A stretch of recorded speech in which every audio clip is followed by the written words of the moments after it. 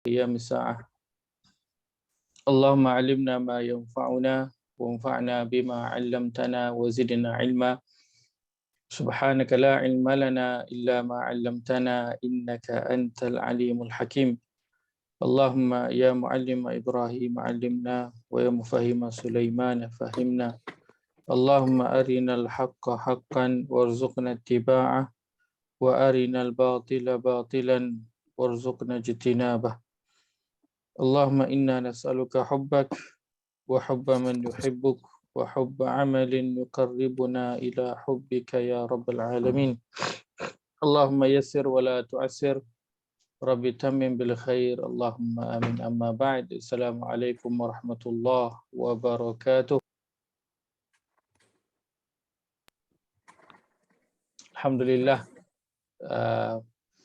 kita akan syukur kepada Allah Azza wa Jalla berikan kita peluang untuk terus berusaha meluangkan masa kita, kekuatan untuk mempelajari sedikit daripada Al-Quran yang kita baca pada setiap hari, insya-Allah. Mudah-mudahan ia adalah langkah yang seterusnya kita lakukan terhadap Al-Quran ini. Setelah membacanya, itu kita cuba memahaminya dan mengamalkannya, insya-Allah. Malam ini insya-Allah kita akan sambung perbincangan dalam surah Al-Mumtahanah.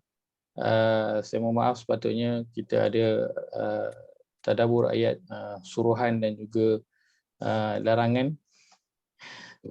Tapi kita dah beberapa kali skip surah Al-Mumtahanah ni. Jadi saya fikir nak kita buat dulu Al-Mumtahanah ni, kita nak habiskan dia. Kesian dia dah beberapa kali dia di-skipkan. Baik, insya-Allah malam ini kita sambung pada ayat yang ke berapa kita? 8 insya-Allah. Kita sambung ayat yang ke-8. Kita nak baca dulu ayat yang ke-7 dan juga ayat yang ke-8 insya-Allah pada muka surat 550. Muka surat 550 surah Al-Mumtahanah, surah yang ke-60 ayat 8 dan ayat 7 dan juga ayat yang ke-8. Okey. Adakah Haji Yahya ada bersama-sama?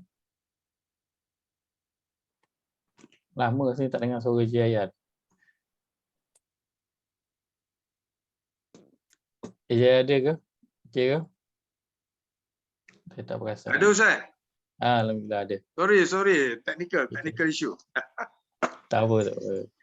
Alhamdulillah. Dia sihat Alhamdulillah Ustaz. Saya minta maaf semalam saya ada tahlil saudara meninggal. Oh, innalillah. Paksa lah kat masjid tu kan, semua kenal kita. Jadi tak pergi tak kena. Ya. Tak apa. InsyaAllah. Baik, kita baca ayat ke-7 dan juga ayat yang ke-8 insya-Allah dari surah Al-Mumtahanah. Allah berfirman, A'udzubillahi minasyaitonirrajim. A'udzubillahi minasyaitonirrajim.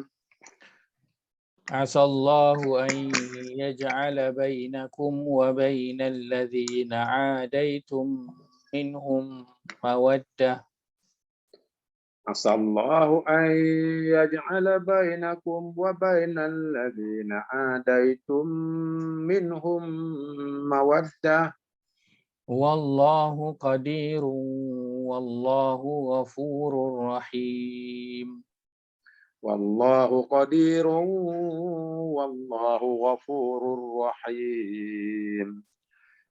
لا ينهاكم الله عن الذين لم يقاتلوكم في الدين ولم يخرجوكم من دياركم لا ينهاكم الله عن الذين لم يقاتلوكم في الدين ولم يخرجوكم من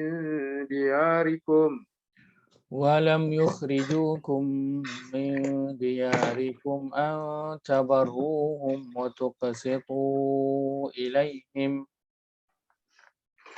ولم يخرجوكم من دياركم أن تبروهم وتقسطوا إليهم Innallaha yuhibbul muqsitin. Innallaha yuhibbul muqsitin. Mudah-mudahan Allah menimbulkan kasih sayang di antara kamu dengan orang-orang yang pernah kamu musuhi di antara mereka. Allah Maha Kuasa dan Allah Maha Pengampun, Maha Penyayang. Allah tidak melarang kamu berbuat baik dan berlaku adil terhadap orang-orang yang tidak memerangimu dalam urusan agama dan tidak mengusir kamu dari kampung halamanmu. Sesungguhnya Allah mencintai orang-orang yang berlaku adil. Baik. Ayat ke-7 Allah mulakan satu pemberitahuan berkaitan dengan ahli keluarga para sahabat ridwanullahi alaihim yang berada di Madinah. Maaf, yang berada di Mekah. Bahawa mudah-mudahan antara mereka dan ahli keluarga mereka yang sekarang ini telah menjadi musuh itu, Allah akan perdamaikan antara mereka dua kembali. Dan Allah sebutkan bahawa wallahu qadir, bahawa dia mampu untuk nak melakukan perkara tersebut. Bahkan kalau daripada mula pun Allah mampu untuk nak melakukan perkara tersebut. Akan tapi sunnatullah, begitulah yang Allah telah tetapkan pada diri di awal-awal orang-orang yang bersama-sama dengan Nabi SAW daripada kalangan para sahabat. Boleh sahaja ahli keluarga para sahabat itu turut sama memeluk agama Islam dan berhijrah bersama-sama dengan mereka ke Madinah. Boleh je. Akan tapi bukan itu yang Allah inginkan, yang Allah takdirkan di awalnya. Kenapa? Kerana sudah tentu dalam nak beragama ini perkara yang membezakan seseorang itu benar beragama ataupun tidak adalah apa? Bila boleh betul-betul tahu?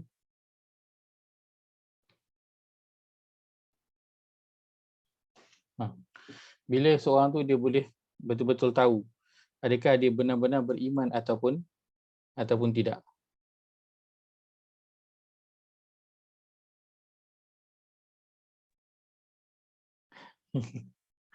Bila? Hari akhirat Ustaz. Alhamdulillah ada orang yang respon. Baik. Kita lihat pada surah yang ke-29. Surah Al-Ankabut. Muka surat 396. Ayat yang pertama hingga ayat yang ketiga.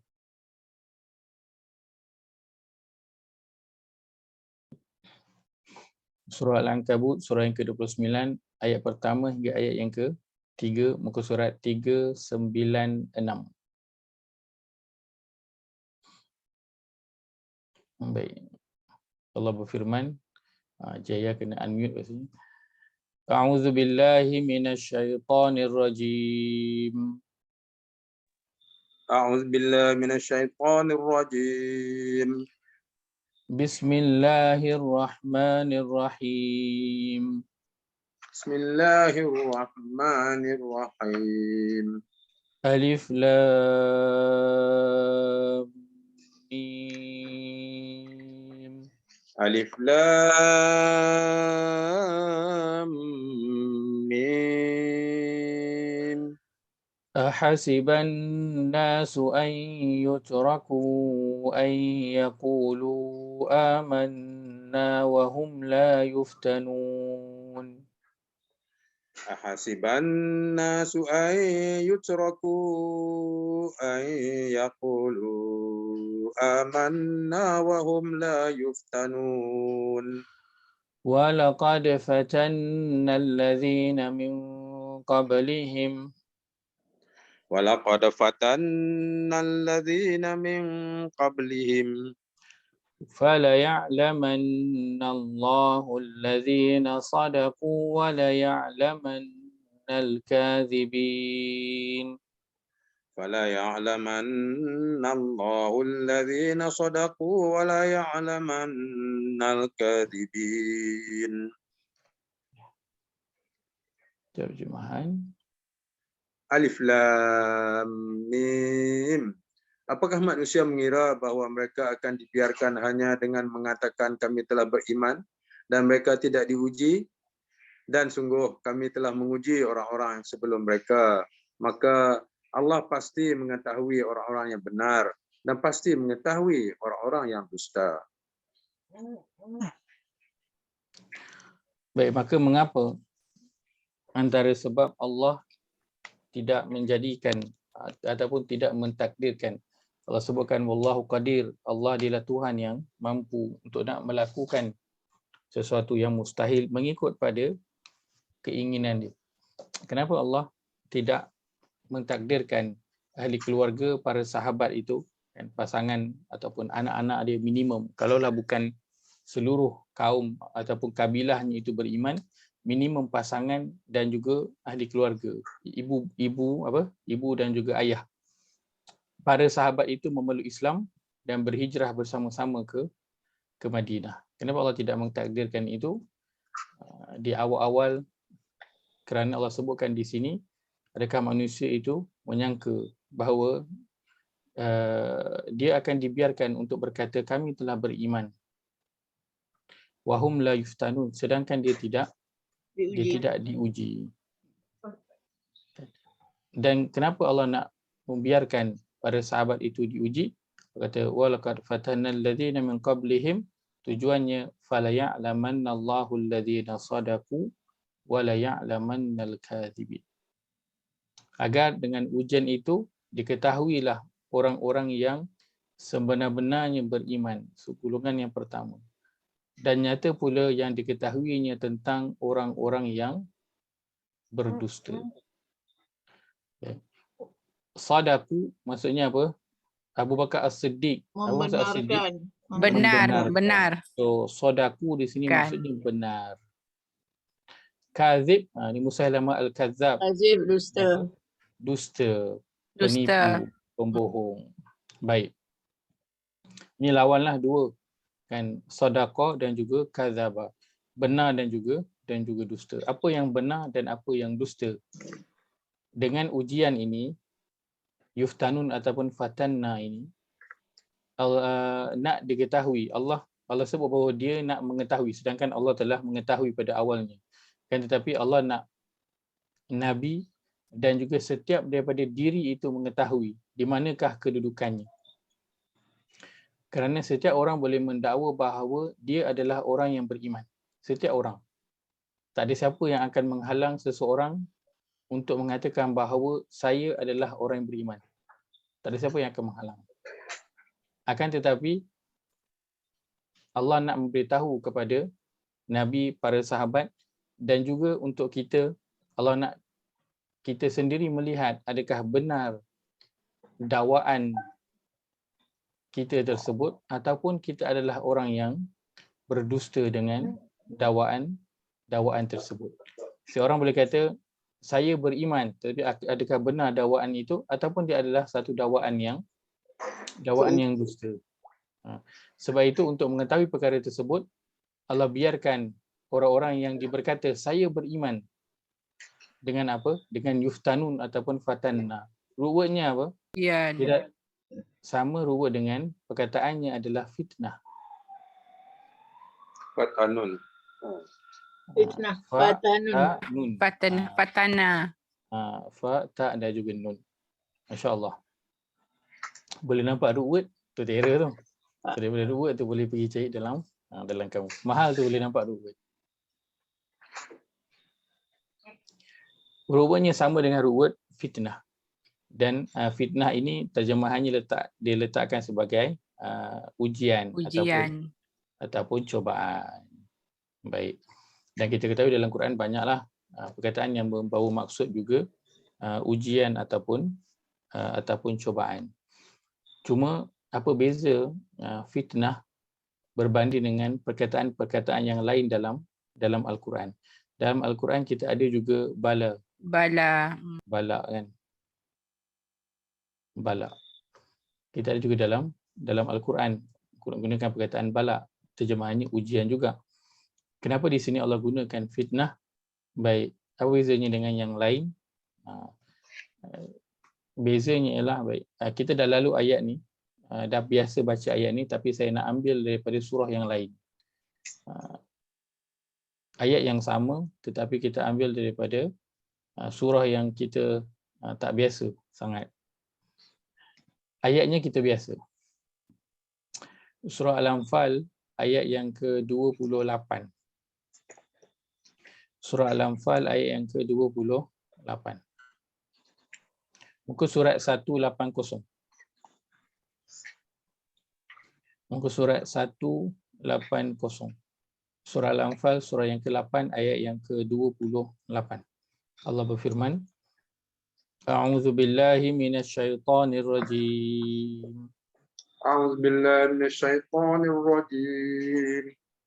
واعلموا أنما أموالكم وأولادكم فتنة وأن الله عنده أجر عظيم.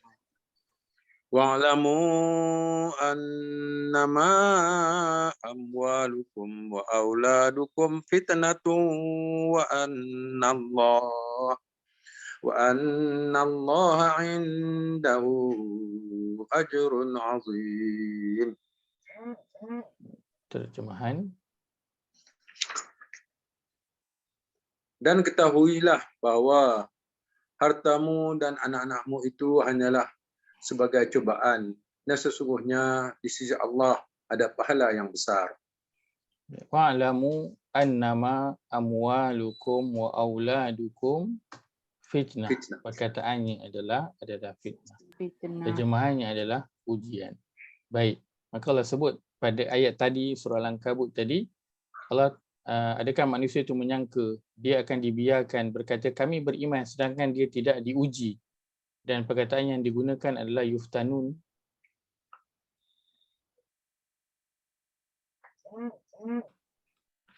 Yang mana ruwetnya sama dengan fitnah.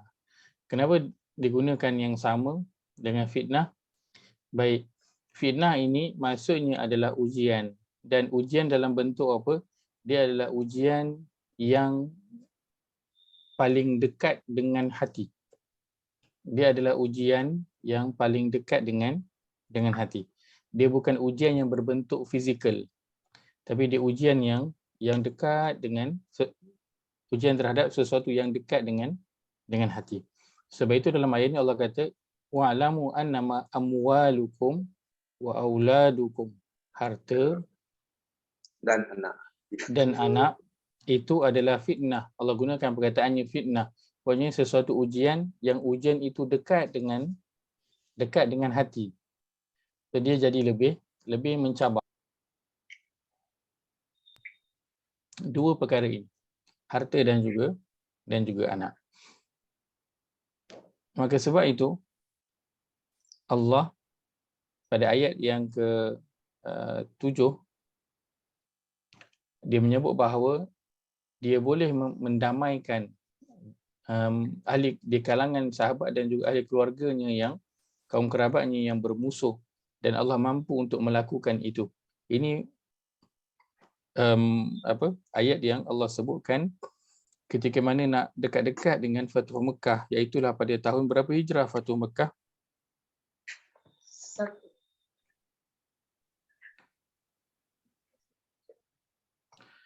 Fathu Mekah sebelum hijrah, betul? Fathu Mekah sebelum hijrah. Kan?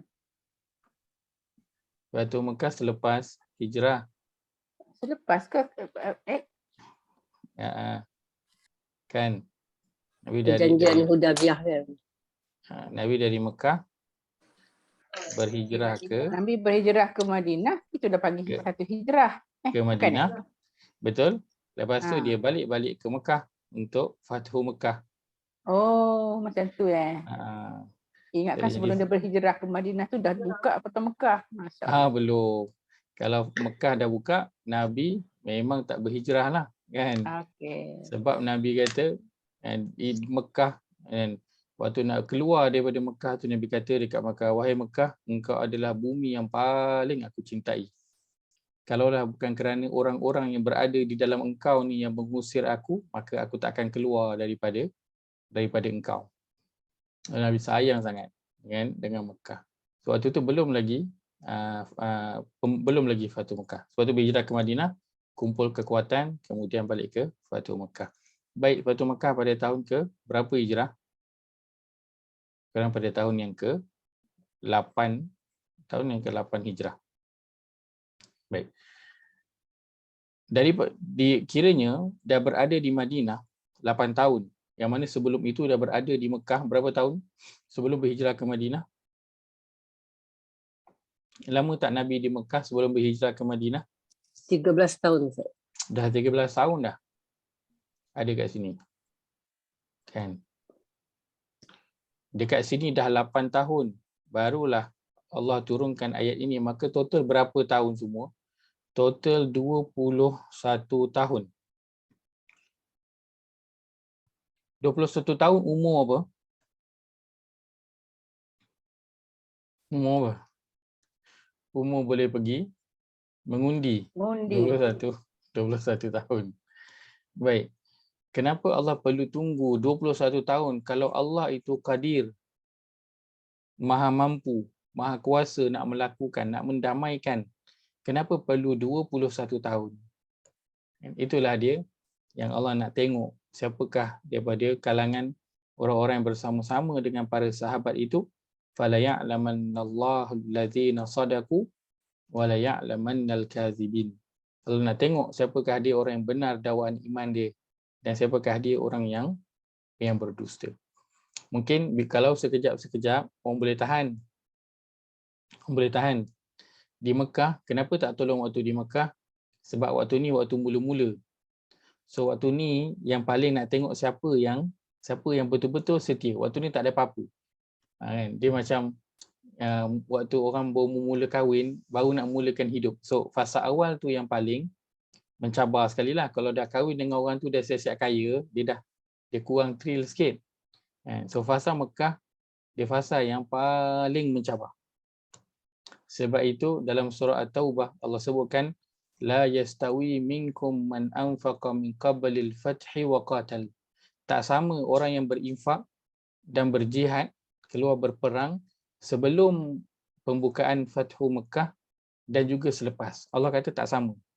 Tak sama. Walaupun diinfakkan sama, sebelum Fathu Mekah ada orang tu diinfakkan 1,000 dinar. Selepas Fathu Mekah ada orang infak 1,000 dinar juga, tapi di sisi Allah tak sama.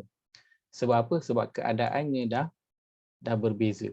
Dah lepas Fathu Mekah dah banyak senang dah mudah. Islam dah diketahui umum, dah ditakuti, dah boleh diamalkan secara terbuka. Tetapi sebelum daripada itu di Madinah dah boleh sikit, tapi sebelum daripada itu di Mekah memang tak boleh langsung. Maka bahagian Mekah ini bahagian yang paling mencabar sekali. Bila dia berhijrah ke Madinah, bukannya satu perkara yang mudah juga dah keluar daripada Mekah, tidak. Kan, nak berhijrah itu pun perkara yang susah, meninggalkan semua yang ada, yang telah diusahakan puluhan tahun di Mekah. Lalu nak memulakan hidup kan di Madinah, dan usianya Allah biarkan selama hampir 8 tahun, menjadikan totalnya 21 tahun, barulah Allah turunkan ayat ini, wallahu qadir. Dan Allah dialah Tuhan yang Maha kuasa atas tiap-tiap sesuatu. Dan sebelum turun ayat ini, telah ada banyak ayat lain yang turun yang Allah sebutkan sifat dia. Wallahu ala kulli syai'in qadir, dan Allah Maha berkuasa atas tiap-tiap sesuatu. Akan tetapi tidak pernah ada seorang sahabat pun yang meminta ataupun bertanya kepada Nabi Muhammad SAW, bilakah kami boleh pulang balik ke Mekah? Tak ada siapa pun yang tanya. Ataupun tak ada siapa yang tanya, bilakah ahli keluarga kami itu nanti nak masuk Islam? Sebab Allah kan Maha kuasa atas tiap-tiap sesuatu. Tak ada siapa pun yang bertanya.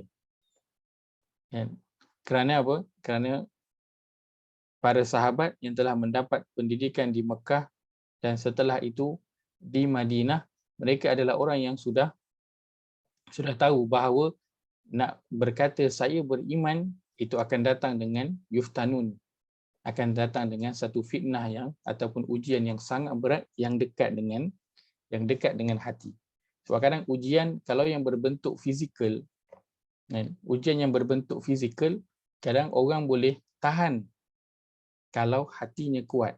Sebab itu ada je orang yang dia survive daripada kanser bila apa? Bila dia punya dalaman dia tu kuat. Semangat dia tu kuat, spirit dia tu kuat, dia boleh lawan kanser tu.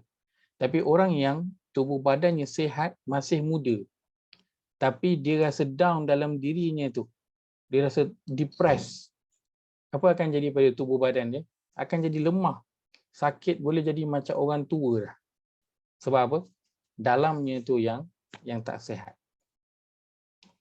Maka kekentalan dalaman yang Allah didik daripada Mekah sehinggalah ke Madinah. Berapa tahun?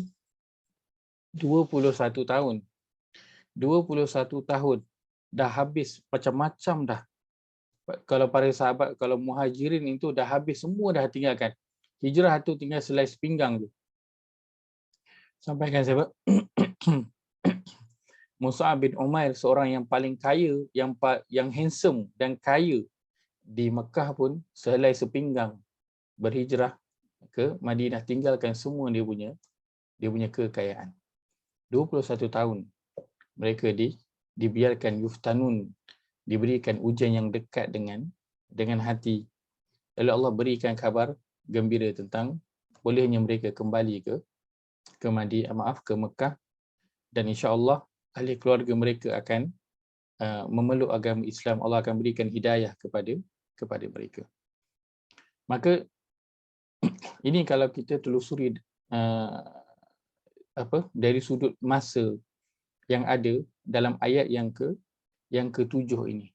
21 tahun, sedangkan Tuhan itu adalah Tuhan yang qadir, Tuhan yang maha kuasa atas tiap-tiap sesuatu. Boleh saja pada tahun kedua hijrah, tahun pertama hijrah, boleh saja Allah terus buatkan Fathu Mekah. Akan tetapi tidak, Allah tunggu sampai tahun yang ke-8 hingga dah sampai 21 tahun barulah Allah bantu untuk para muhajirin kembali ke Mekah. Maka dalam kehidupan kita, pelbagai kesulitan yang kita hadapi, yang kita sering meminta kepada Allah Azza wa Jalla, ya Allah keluarkanlah aku daripada ujian dan juga musibah ini. Adakah ujian dan musibah itu telah berusia 21 tahun? Sampai tak? Apa pun dalam kehidupan kita masing-masing dengan ujian dan musibah kita yang masing-masing, adakah dia telah capai pada usia 21 tahun? 2 bulan pun tak larat, Ustaz. 2 bulan pun tak larat. 2 bulan pun tak larat. Ini Allahu Akbar. 21 tahun. Ujian yang dekat dengan diri. Maka ia memberitahu kepada kita, memang Tuhan itu adalah Tuhan yang maha kuasa, Tuhan yang maha mampu untuk nak membantu kita. Akan tetapi masa itu serahkan kepada Allah. Bila? Jangan kita seolah-olah memaksa bahawa kita nak ia selesai sekarang. Bila kita diberi ujian dan juga musibah, kita kalau boleh dapat semalam, hari ini nak settle. Kan? Dapat semalam, hari ini nak settle. Berbeza dengan nikmat. Kalau Allah beri kita nikmat semalam, kita tak nak hari ini nikmat tu habis. Kita nak kalau boleh nikmat itu kekal sampai bila-bila. Bahkan kita nak minta lagi tambah nikmat yang akan kekal sampai bila-bila. Jadi bila ujian sampai, kita nak hari ini, semalam dapat, hari ini dah settle. Maka kalau kita lihat dari sudut masa dalam ayat yang ke-7 ini, maka kita dapat ketahui bahawa Allah itu mampu untuk nak mengangkat segala apa kesulitan yang dihadapi, akan tetapi masa yang sesuai itu kita serahkan bulat-bulat kepada Allah Subhanahu Wa Taala. Panjang ataupun pendek itu atas Allah Azza wa Jalla, dan sudah tentu daripada masa itu, sama ada kan, daripada jangka masa itu, timeline itu, sama ada panjang ataupun pendek yang Allah takdirkan pada setiap ujian dan musibah kita, kita boleh jadikan dia sebagai indikator untuk melihat diri kita adakah sadaku ataupun al-kadzibin. Kerana daripada ujian-ujian inilah Allah dah memang dah tahu, tapi dia untuk menunjukkan kepada diri kita, kita di mana. Adakah kita orang yang benar dakwaan iman kita ataupun orang yang berdusta atas dakwaan iman. Ya. Kerana Allah sebutkan tentang orang-orang yang terdahulu. Itu sebab Allah sebutkan dalam Al-Quran kisah tentang orang-orang yang terdahulu, agar kita bukan saja melihat tentang ujian mereka, kita juga melihat kepada timeline ujian itu. Masa ujian itu berapa lama. Macam selalunya yang kajian secara mendalam yang dilakukan antaranya kisah Nabi Yusuf, betul tak? So kalau kisah Nabi Yusuf, timeline tu memang kan, kalau Ustaz Syahmi cerita tu boleh nampak semua timeline dia berapa lama kan, daripada Nabi Yusuf kecil sampailah dia jadi menteri di Mesir itu. Dan akhirnya tempoh yang sekejap ke? Tak sekejap, lama kan. Maka para nabi dalam Al-Quran, ujian-ujian yang Allah berikan kepada mereka, kita kena lihat dari sudut tempoh masa mereka menghadapi perkara tersebut. Dia bukan masa yang sekejap. Daripada Nabi Musa alaihissalam masuk ke dalam istana Firaun sampailah dia terselamat di laut itu, panjang timeline itu. Nabi Ibrahim alaihissalam, daripada tempoh dia mula berkahwin sampai dapat anak Ismail, panjang. Nabi Zakaria, panjang. Nabi Ayub, panjang. Semua timeline ujian itu adalah sangat panjang. Tujuannya apa?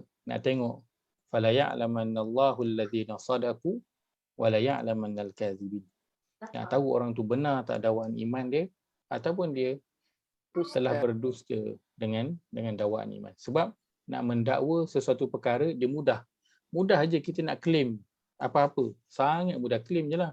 Cakap bila saya ni, sangat mudah. Tetapi yang menjadikan perkara itu betul-betul seperti mana yang kita claim adalah bukti. Kena ada bukti. Dan sebab itu dalam agama ini antara perkara yang tak boleh menjadi hujah untuk menjadi syariat dalam agama adalah mimpi. Kecuali mimpi para nabi.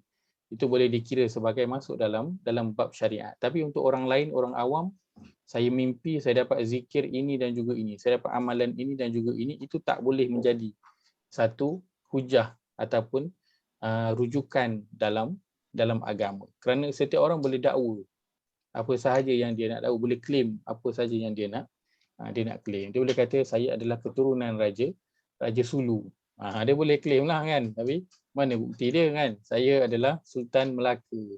Bolehlah dia nak claim, tapi buktinya di mana? Maka manusia boleh claim bahawa dia adalah orang beriman, tapi buktinya itulah dengan Allah tak membiarkan saja orang tu dia nak kata saya beriman, dia akan uji dengan ujian yang dekat dengan diri orang tersebut. Sebab itu maksudnya, tentang orang-orang yang terdahulu. Silakan. Maksudnya Ustaz, kita nak tahu kita tu beriman atau tidak dengan ujian tadi lah. Betul. Kita nak tahu kita betul tak kita ini orang yang beriman adalah bila tibanya ujian. Bila Allah tak ada ujian, Allah yang tahu, kita tak tahu. Betul. Tapi kita akan boleh rasa waktu tu. Aja. Kita akan boleh rasa bila contoh kita adalah orang yang rajin solat sunat semua kan. Kita nak benar-benar tahu kita buat ini, kita betul kuat tak kuat, antaranya bila waktu sakit. Adakah masih boleh lakukan, masih kuat untuk nak melakukan perkara itu. So yang tahunya siapa adalah Allah pasti. Kita boleh agak aku ni Kan? Kita boleh nak solat berjemaah di surau dan masjid. Akan tetapi bila sampai waktu yang mungkin kita sibuk ataupun ada hari yang kita malas, so kita tak pergi, waktu tu dia akan ada apa? Fala ya'lamanallahu allazina sadaqu wa la ya'lamannal kadhib. Waktu tu boleh tahu betul ataupun tidak apa yang kita dakwa tu. Rasa kita adalah orang beriman, kan? Bila ada ujian sikit, Allah akan bagi. Jadi kita kata saya beriman, ujian akan datang punya. Lepas tu baru kita boleh tengok stand kita kat mana. Betul ke aku ni orang beriman ataupun tidak. Lebih kepada orang yang berdusta. Seperti mana Allah sebutkan orang yang berdusta ini siapa? Kita dah lalu pada ayat ini pada surah 58, surah Al-Mujadalah. Allah selalu sebutkan inilah dia golongan yang berdusta. Munafik. Ya, Allah sebutkan golongan munafik. Dan pada ayat yang tak salah saya 17 ataupun ayat 18 pada surah Al-Mujadalah itu.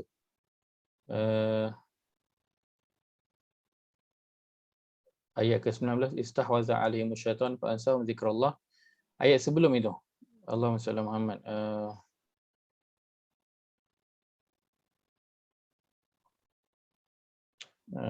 Ala innahum humul kadzibun. Allah SWT lupa ya dia. Kita tengok. Surah yang ke-38. Yauma yab'atsuhumullahu jami'an fahlifuna lahu kama okey. Wa yahsabuna annahum ala syai' ala innahum humul kadzibun. Ketahuilah bahawa mereka itulah orang-orang yang berdusta, dan ayat itu ceritanya tentang orang-orang munafik. Kenapa Allah kata orang munafik itu adalah orang-orang yang berdusta? Kenapa? Sebab dia dua muka. Kerana mereka berdusta tentang dakwaan iman dia. Mereka solat tapi bukan solat kerana Allah. Dia cakap tak orang beriman? Awal surah Al-Baqarah lagi, kan? Dia dah kata wa iza laqul ladzina amanu qalu amanna. Bila mereka bertemu dengan orang beriman, dia kata kami beriman. So dia dakwa dia beriman. Akan tapi Allah kata apa? Ala innahum humul kadzibun. Dalam surah Al-Munafiqun, surah yang ke 63. Wallahu yashhadu innal munafiqina humul kadzibun. Dan Allah bersaksi bahawa orang munafik, mereka itulah orang-orang yang berdusta. Berdusta apa? Berdusta pada dakwaan iman dia. Semua orang boleh mendakwa dia orang beriman, tapi benar ataupun dusta. Orang munafik, dia berdusta dengan dakwaan iman dia. Solat dia malas. Solat dia untuk riak, tunjuk kepada orang. Infak dia beri dalam keadaan berat dan terpaksa, dan dia meremehkan orang lain yang beri infak kurang daripada dia. Dia keluar nak bagi berjihad. Keluar itu kerana terpaksa. Kalau boleh minta keuzuran, dia akan uzur. Keluar itu pun dia sorok di balik-balik batu. Dia masuk dalam lubang-lubang untuk nak selamatkan diri. Bila orang kafir menang, dia akan pergi jumpa orang kafir, minta sedikit ghanimah. Dia akan kata, kamu menang ni sebab kami bocorkan rahsia orang Islam. Bila orang Islam menang peperangan, dia akan kata, bukankah kami berperang sama-sama dengan kamu? So bagilah sikit ghanimah itu. So dakwaan imannya tidak benar, maka Allah kata, wallahu yashhadu innal munafiqina humul kadzibun. Ataupun dalam ayat surah Mujadalah, ala innahum humul fasiqun, ala innahum humul kadzibun. Mereka itulah orang-orang yang berdusta pada dakwaan iman dia. Baik, itu orang yang terdahulu. Allah sebutkan ujian yang Allah berikan kepada mereka apa? Masatumul ba'sa wad-dharra wa zulzilu. Am hasibtum an tadkhulul jannah walamma ya'tikum mathalul ladzina khalu min qablikum. Adakah kamu menyangka bahawa kamu ini akan masuk ke dalam syurga sedangkan belum sampai kepada kamu ujian seperti mana orang-orang yang terdahulu? Mereka telah ditimpakan ujian pada badan mereka, al-ba'sa wad-dharra, pada badan, pada harta mereka, itu juga wazulzilu, hingga keadaan mereka itu macam bergoyang, bergoncang, macam kena gempa. Teruk sangat dah macam dah tak boleh nak handle. Sampailah hatta yaqula rasul walladzina amanu ma'ahu mata nasrullah. Hingga kan rasul yang berada bersama-sama dengan mereka pun macam dah tak tahan dah dengan ujian tu. Rasul tak tahan dah, sehingga bertanya, orang beriman bersama dengan Rasul itu bertanya, mata nasrullah, bila datangnya pertolongan Allah ni? Dan Allah jawab, ala inna nasrallahi qarib. Sesungguhnya pertolongan Allah itu adalah dekat. Ayat berapa tu Ustaz? Sekejap saya tengok. Lupa. Saya ingat muka suratnya sebelah kanan. Betul ya. Surah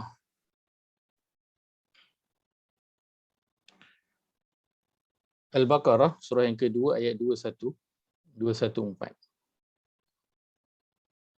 Surah yang kedua Ayat surah dia. ayat 214. Baik, dan sebab itu untuk orang-orang beriman secara umumnya, kan, Allah sebutkan pada ayat yang kita sangat-sangat familiar. Walana beluwannakum bisyai'in minal khawfi wal ju'i wa naqsim minal amwali wal anfusi was samarat wa basyiris sabirin. Dan sesungguhnya pasti kami akan menguji kamu sedikit daripada rasa takut, daripada rasa lapar, dan daripada rasa kurangnya hasil daripada apa yang kamu usahakan, daripada perniagaan ataupun pekerjaan. Itu ujian-ujian yang Allah akan berikan. Itu ujian yang dekat dengan diri dan juga hati manusia. Maka tempoh ataupun masa, kan, ujian itu kita serahkan kepada Allah Azza wa Jalla. Kita boleh berdoa, minta kepada Allah Azza wa Jalla agar Allah mengangkat. Bukan tak boleh minta lah, boleh minta. Akan tetapi jangan tergesa-gesa. Kan? Kerana para ulama menyebutkan intizarul faraj ibadah. Menunggu waktu keluar daripada sesuatu musibah ataupun ujian itu, menunggu jalan keluar, kan, itu adalah ibadah. Maka selama mana seseorang itu berada dalam ujian ataupun musibah, maka selama itu dia sedang berada dalam ibadah. Pada tengah kena test, dia sabar ke tak sabar, macam mana respon dia, macam mana reaksi dia terhadap ujian yang Allah berikan kepada dia.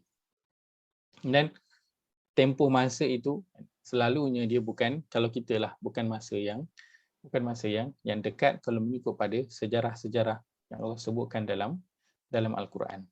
Para sahabat setelah 21 tahun barulah turun ayat yang menyebutkan bahawa Allah akan nanti menjadikan mereka dan ahli keluarga mereka kembali berkasih sayang setelah 21 tahun. Lama tu.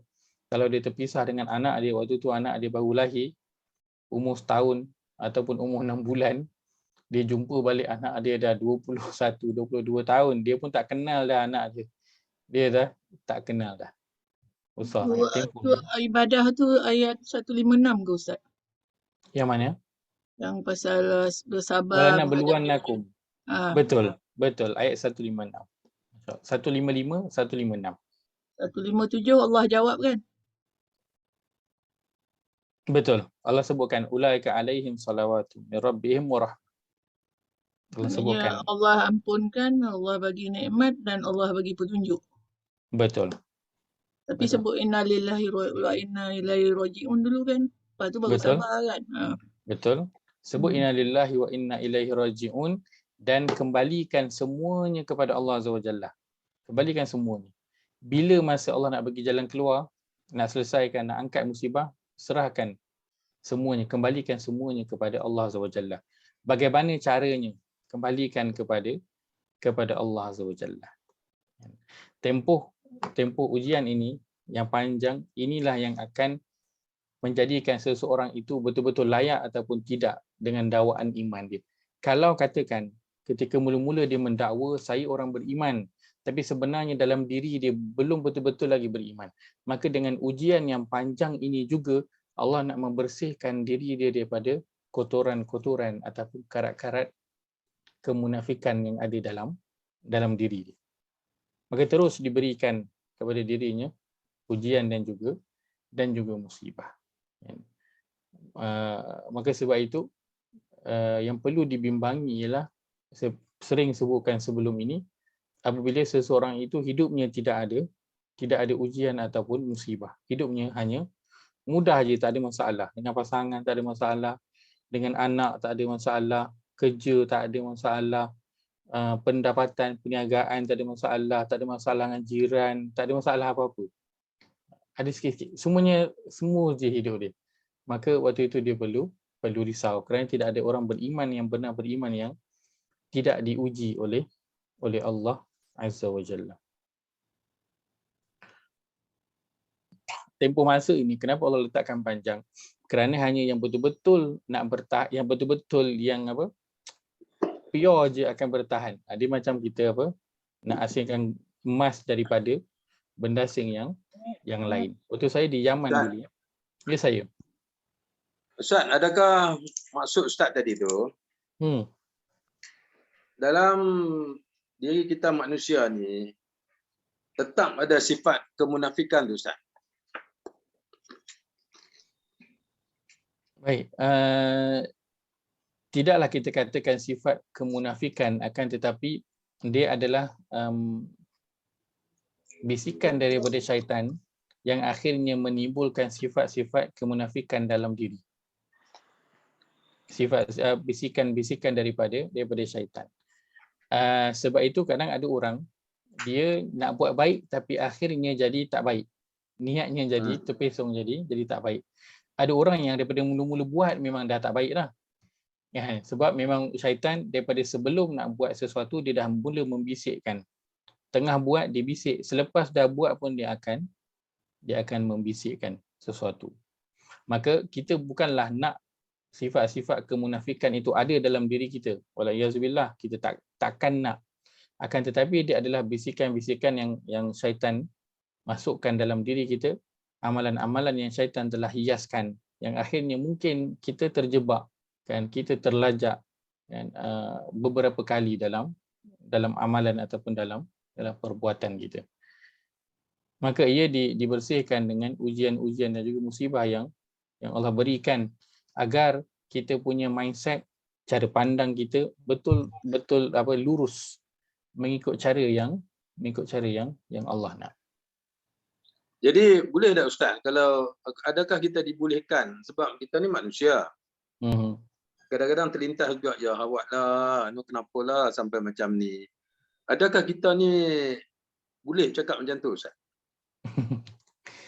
Kenapalah macam ni maksudnya apa? Kenapalah aku kena macam ni maksudnya? Kenapalah ujianku ni lama sangat? Apa hal? Apa salah aku? Kan? Kalau Ustaz cakap dulu, apabila datang musibah, semayang banyak. Semayang selalu dan sabar. Kan? Sembahyang dan sabar. Dan mestilah dalam celah tu apabila kita menghadapi musibah tu, macam-macam hal lah kan yang berlaku kat kita. Kita tak boleh nak tolong yang tu, kita tak boleh nak buat yang ni. Sebab kita tersepit kan. Jadi kita duk tunggu ni lah, the light at the end of the tunnel tu. Bila lah tunnel ni nak penghujung.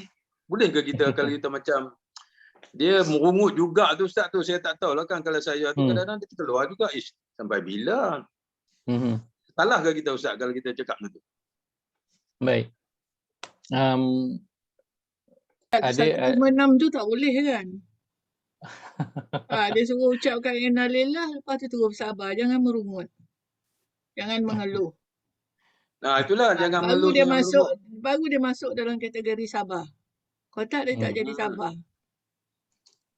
Kalau tentang merungut kan, ataupun mempersoal. Apalah kena kepada saya. Apa kena kat tak aku? Boleh tak boleh macam tu. Dalam ujian tentunya dia perlu kepada sabar kan. Dan tak kadang dapat ganjaran nanti. Ada orang kata sabar ada hadnya kan, sabar aku ada hadnya kan.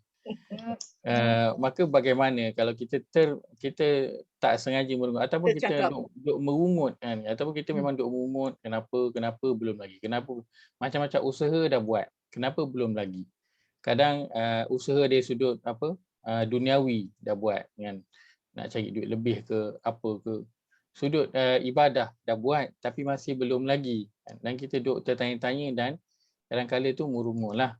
Baik, maka ada para ulama menyebutkan bahawa bila masih ada lagi rungutan, maka itu belum lagi masuk dalam bahagian sabar.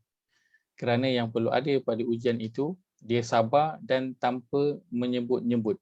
So, bila disebut-sebut itu tanda dia tak sabarlah. Tak redha. Dia tak sabar, dia duk sebut-sebut kan. Kenapa dia duk sebut-sebut? Sebab dia nak memuaskan hati dia lah kan. Bila sebut tu dia rasa macam rasa puaslah hati sikit kan. Paling tidak lah. So menyebut-nyebut ataupun mempersoal kenapa masih lagi aku, dan kenapa lama sangat, maka itu dia boleh mengurangkan pahala sabar. Dia boleh mengurangkan pahala sabar.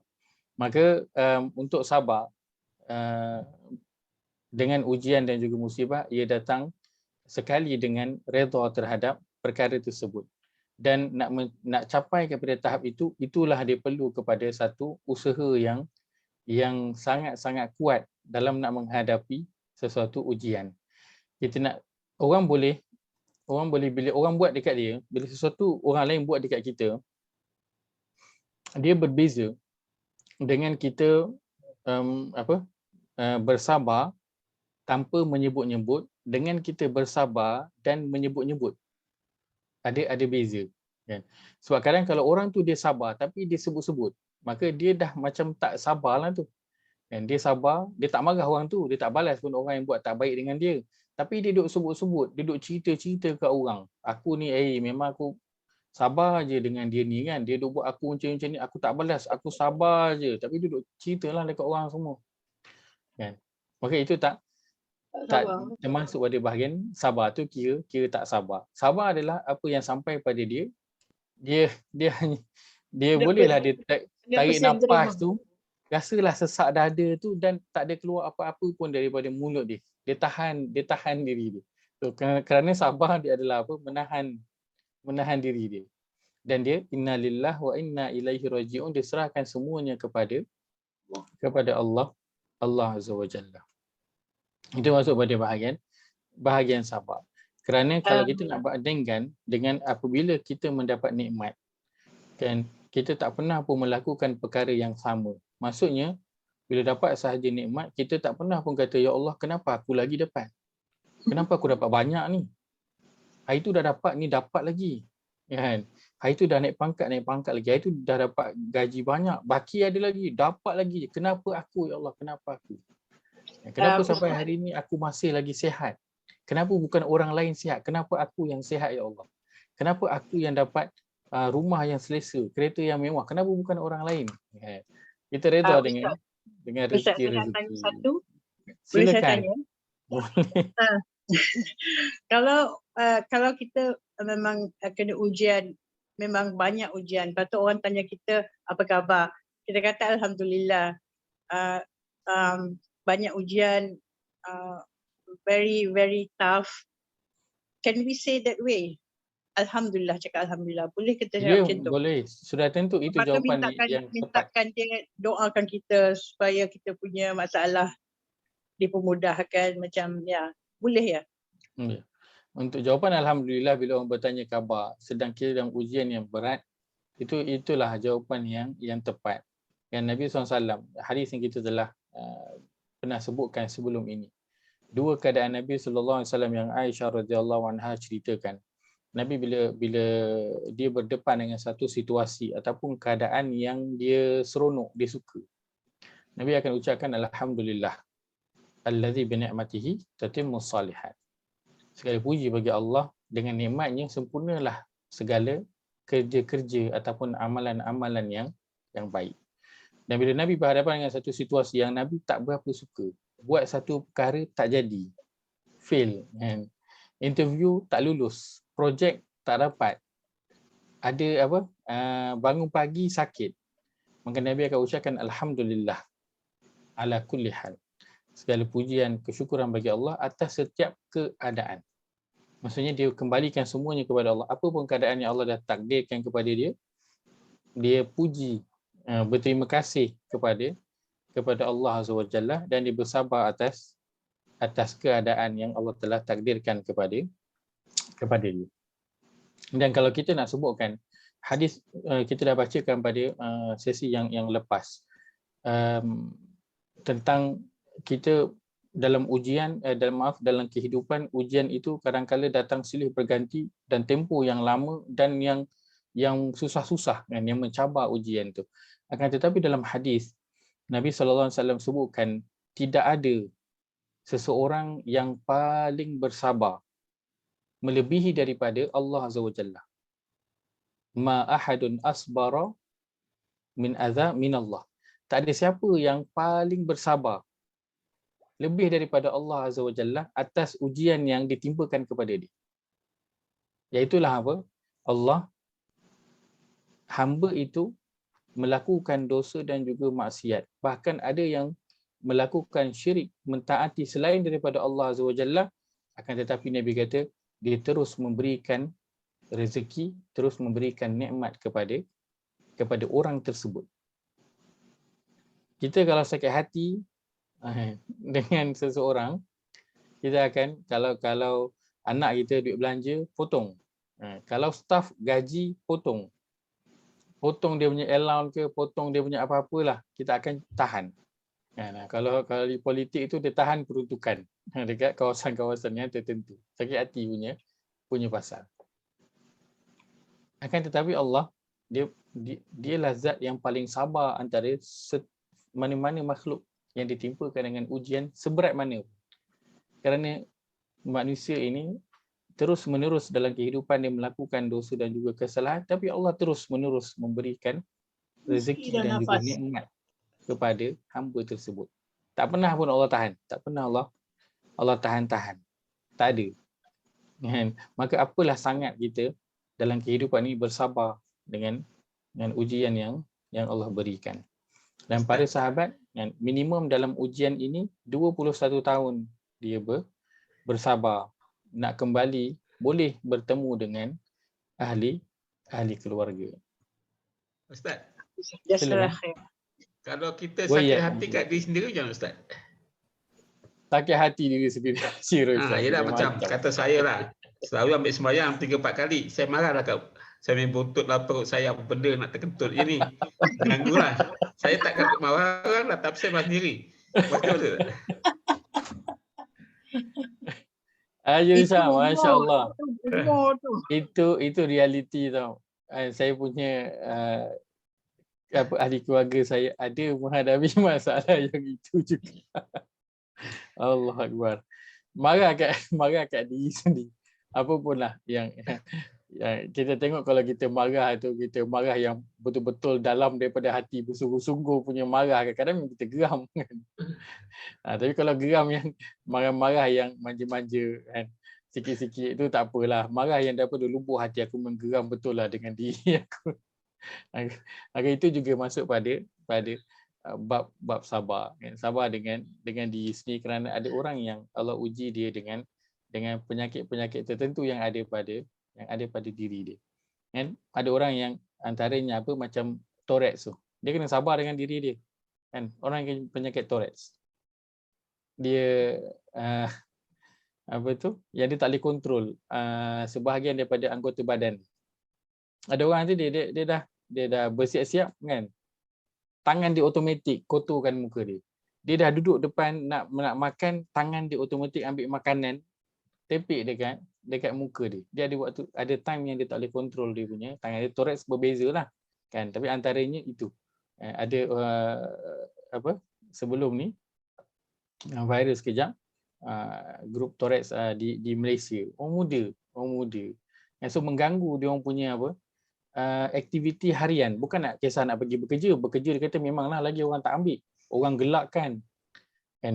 Aktiviti harian asas nak pakai baju, nak mandi, dah sikat dah pakai minyak rambut, dah sikat rambut dah yang handsome ni, tangan sendiri yang pergi rosakkan balik rambut tu, sikat kan, dia rosakkan lagi kan. So marah, geram dengan diri sendiri. Akan tapi jika dia bersabar dengan ujian yang Allah berikan kepada dia, seperti mana yang Nabi SAW sebutkan dalam hadis, kisah seorang wanita yang dia kadang-kala dia macam kena rasuk tu. Ingat tak kisah tu? Seorang wanita datang mengadu kepada Nabi SAW. dia ni kadang-kala dia macam kena rasuk, tak sedar diri. Dan ketika mana dia dirasuk tak sedar diri itu, dia bimbang auratnya tersingkap, dibimbang yang itu. Maka dia jumpa Nabi, dia minta Nabi doakan agar sakitnya itu pulih. Maka Nabi kata, Nabi boleh doakan sakitnya itu pulih, dan Nabi kata kalau dia bersabar dengan sakitnya itu, maksud dia dia tak minta Nabi doakan, dia bersabar dengan sakitnya itu, maka Nabi kata dia akan dikurniakan syurga. Maka dia kata, akhirnya dia kata, wahai Rasulullah, aku tak minta kau doakan aku sembuh daripada sakit ini, tapi aku nak minta kau doakan aku bila aku ditimpa dengan sakit ini, janganlah aurat aku tersingkap. Itu je. So dia akan cuba nak sabar dengan sakit dia tu, sebab yang dia nak adalah syurga. Kerana setiap daripada kita, jalan nak menuju syurga kita adalah berbeza, kan? Lain-lain. Ada orang dengan ujian datang daripada luar, ada orang yang ujian daripada diri dia, ujian datang daripada diri dia sendiri. Wallahu a'lam. Baik, ada soalan? Baik, maka yang kita nak melihat di sini adalah 21 tahun timeline ataupun tempoh masa ujian yang Allah berikan kepada seseorang. Janganlah kita minta untuk disegerakan, kerana Allah akan berikan, kita tahu Allah akan berikan pada masa yang terbaik. Cuma kadang diri ini tak tahan dengan bakaran ujian itu, minta disegerakan. Tapi Ustaz, itulah saya ada dia. soalan, Ustaz. Ya, silakan. Macam kes baru ni yang viral tu, yang dia maki, yang orang tu maki Nabi dan maki Allah tu, Nabi engkau ni babi, Allah pun babi. Jadi kita dalam keadaan ni, kita dengar, kita memang sakit hati. Kalau kita dengar, kita tak buat apa, nampak sangat kita ni macam tak sensitif. Tapi kita nak buat, dia nak jadi masalah lain pula. Jadi bila kita ketemu dalam keadaan yang macam ni, apa yang sebaik-baiknya yang kita patut lakukan, Ustaz? Baik. Untuk orang-orang yang menghina Allah, menghina Nabi ataupun menghina agama ini, maka wajib bagi setiap Muslim itu untuk bangkit mempertahankan, dengan apa cara yang dia mampu untuk lakukan. Kalau kita melihat pada orang yang mencaci kan kepada Allah dan juga ini bukan agama tau, bukan mempersenda perihal dalam agama, dia mempersenda puasa ke, dia mempersenda solat ke, solat jemaah ke, kan, bukan itu. Ini mempersenda Allah dan juga Nabi dan juga Rasul. Kalaulah kita bayangkan sekarang ini adanya Umar Al-Khattab, agak-agak apa jadi kepada orang-orang mati dah. Pancung kepala. mesti akan mati punya, confirm. Kerana dia bukan menghina agama tu, dia menghina Allah dan juga Nabi. Maka boleh ke kita nak membunuh orang tersebut? Maka jika dah sampai pada tahap yang begini, maka agama membenarkan, kerana yang tertinggi adalah nak mempertahankan Allah dan juga Nabi sallallahu alaihi wasallam.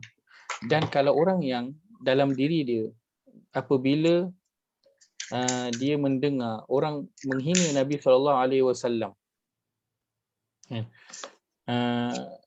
lalu dia tak ada rasa apa-apa, ataupun dia rasalah macam tak patutlah dia buat macam tu. Dia adalah rasa, tapi sikit-sikit, biasa-biasa je. Tak ada timbul dalam diri dia kemarahan. Tak ada timbul dalam diri dia rasa marah, rasa benci, rasa macam kalau aku jumpa orang ni memang siap lah, kan, memang aku bagi dia cukup-cukup. Kalau tidak ada timbul dalam diri dia perasaan yang begitu, maka dicadangkan untuk dia kembali melihat iman dia kepada Allah dan juga Muhammad sallallahu alaihi wasallam. Bagaimana dia tergamak untuk tidak ada perasaan marah apabila Nabi dia dihina. Sedangkan pada surah Al-Kahfi, kalau dia minimum baca seminggu sekali, ataupun dia orang yang baca 10 awal dan juga 10 yang akhir, maka dia pasti akan lalu pada ayat yang ke-6 surah Al-Kahfi ini, yang mana Allah berfirman, a'udzubillahi minasyaitonirrajim, fala'allaka bakhi'un nafsaka ala atharihim illam yu'minu bihadzal hadithi asafa. Ya Safa. Maka jangan-jangan pula engkau, wahai Muhammad, membinasakan dirimu disebabkan menanggung duka cita terhadap kesan-kesan perbuatan buruk mereka, jika mereka enggan beriman kepada keterangan Al-Quran ini. Allah menegur siapa? Nabi Muhammad SAW. Kenapa? Agar Nabi jangan sangat berduka cita sampai Nabi nanti membinasakan diri dia.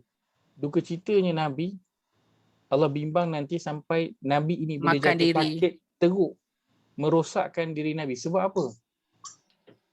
Sebab Nabi bimbangkan orang-orang yang Nabi dakwah, umatnya ini tak nak beriman dengan Al-Quran, tak nak beriman dengan Allah SWT. Nabi bimbangkan sampai Allah kata jangan sampai nanti kau rosakkan diri kau, wahai Muhammad. Betapa dia bimbangkan umat ini. Lalu kita umat ini tak kisah pun untuk bangkit mempertahankan baginda sallallahu alaihi wasallam. Patutkah kita melakukan begitu kepada Nabi sallallahu alaihi wasallam? Tidak. Tak ada timbul rasa kita nak marah, tak ada timbul rasa geram. Sedangkan Nabi hampir memusnahkan, menghancurkan diri dia dengan rasa duka cita, sedih sangat. Orang tak nak terima, umatnya tak nak terima Al-Quran, tak nak beriman kepada Allah. Hingga Allah tegur, jangan sampai nanti kau sakit, kau mati, kau terlantar sebab kau risaukan sangat tentang umat engkau ini.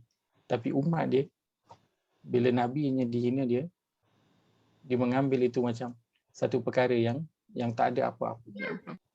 Sedangkan kalau diri dia dicaci, dihina, ayahnya, anaknya dihina, dicaci, diejek, dia akan pergi sekolah tu jumpa cikgu tu, mana ni yang buat anak aku.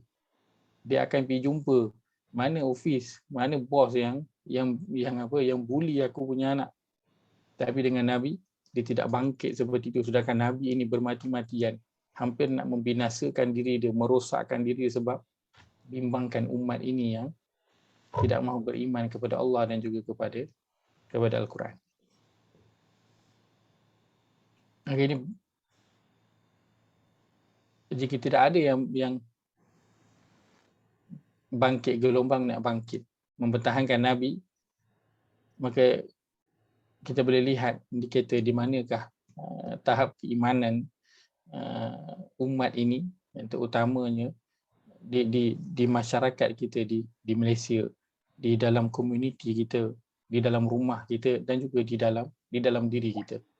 Adakah kita sadaku ataupun al-kadhibin? Dan orang yang benar dengan dakwaan iman, kita beriman benar kepada Allah dan juga Rasul. Bila Rasul dihina, kita orang yang berdiam diri. Sedangkan dalam surah At-Taubah Allah sebutkan tentang orang-orang yang mereka bermain-main,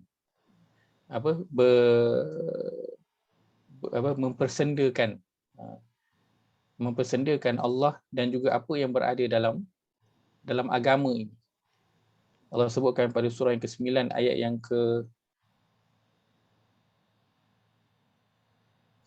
ke-64 hingga ayat yang ke-66. Allah sebut pada muka surat 197, yahdharul munafiqun an tunazzala alaihim suratun tunabbi'uhum bima fi qulubihim qul istahzi'u innallaha mukhrijum ma tahdharun wala in sa'altahum la yaqulunna innama kunna nakhudu wa nal'ab qul abillahi wa ayatihi wa rasulihi kuntum tastahzi'un la ta'tadhiru qad kafartum ba'da imanikum in na'fu an ta'ifatin minkum nu'adzib ta'ifatan bi annahum kanu mujrimin. Orang-orang munafik itu takut kalau diturunkan satu surah Al-Quran yang menerangkan kepada mereka dan kepada ramai akan apa yang ada di dalam hati mereka. Katakanlah, wahai Muhammad, ejeklah seberapa banyak yang kamu suka. Sesungguhnya Allah akan mendedahkan apa yang kamu takut terdedah untuk pengetahuan ramai. Dan jika engkau bertanya kepada mereka tentang ejekan itu, mempersenda, tentulah mereka akan menjawab, sesungguhnya kami hanyalah berbual dan bermain-main. Kami buat benda itu, kami gurau je, bukan serius pun. Katakanlah, patutkah nama Allah dan ayat-ayatnya serta Rasulnya kamu memperolok-olok dan mengejeknya, janganlah kamu berdalih dengan alasan-alasan dusta, kerana sesungguhnya kamu telah kufur sesudah kamu melahirkan iman. Maka orang yang dia bermain-main mempersenda agama, Allah kata apa? La ta'tadiru qad kafartum ba'da imanikum, dah jadi kafir setelah daripada iman. Ini bukan sebab dalam istilah agama dia ada kufrun duna kufrin, kufur yang bukan kufur, kufur yang tidak terkeluar daripada agama. Dia masih lagi orang beriman tapi perbuatannya itu kufur. Seperti apa? Seperti orang yang kufur nikmat. Dia tak terkeluar daripada agama, dia kufur nikmat, dia tak terkeluar daripada agama. Tetapi orang bermain-main dengan agama, sama ada Allah, Rasul ataupun ayat-ayat Al-Quran, maka Allah kata qad kafartum ba'da imanikum, dah kafir, terkeluar daripada agama setelah daripada iman. Beriman. Ustaz nak tanya sambungan boleh Ustaz? Silakan. Okey, katalah seseorang tu, kita beri contoh, ambil balik orang yang menghina Allah dan Rasul tadi. Kalau dia betul naik angin, dia betul marah Ustaz, dia pergi jumpa orang tu, dia nak bunuh orang tu. Dalam keadaan dia nak bunuh tu, dia yang terbunuh. Apa jadi pada dia Ustaz? Syahid. Syahid. Dia bersabar. Syahid. Itu kategori sabar dalam keadaan macam tu kan Ustaz? Jika dia nak pergi dengan niat ikhlas untuk membela Allah dan juga Rasul, maka matinya itu dikira sebagai mati syahid. Tapi kalau dia pergi itu niat untuk nak menjadi hero, nak menunjukkan dia ataupun NGO dia yang mula-mula bangkit, yang lalu dia mati, maka dia mati dan dia akan dibangkitkan dengan bersama-sama dengan orang-orang yang tujuannya itu. Jika tujuannya untuk mendapat nama, maka itulah dia akan dibangkitkan dengan itu. Wallahu a'lam. Kalau dia jadi lawyer Ustaz? Kalau dia jadi lawyer nak defend orang yang maki-maki tu, maka dia akan nanti dibangkitkan dengan grup-grup itulah. Sebab Nabi kata anta ma'a man ahbabta. Engkau nanti akan bersama dengan orang-orang yang engkau cintai, dengan grup engkau. So kalau orang yang dia betul cinta Nabi, membela, dia akan bangkit dengan orang itulah.